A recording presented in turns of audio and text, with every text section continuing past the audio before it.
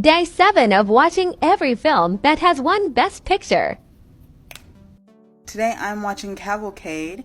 It was released in 1933 and it was directed by Frank Lloyd. Portrayal of the triumphs and tragedies of two English families, the upper crust Marriotts and the working class Bridges, from 1899 to 1933.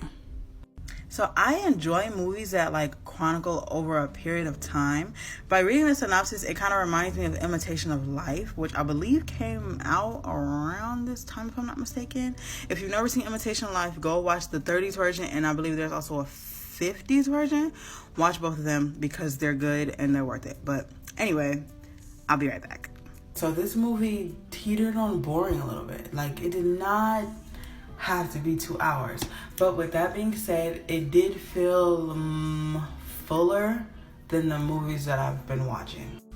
So for rewatchability, there were some parts of this movie that I was like, oh my gosh, this is good, and then there were other parts that I was just ready for it to be over.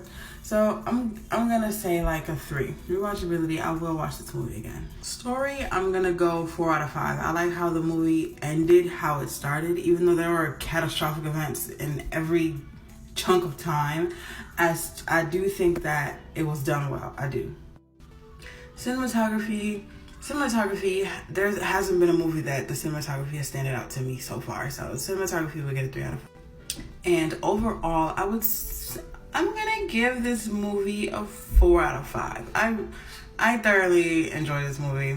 Even though it fell flat a couple of times, I think it deserves a 4 out of 5.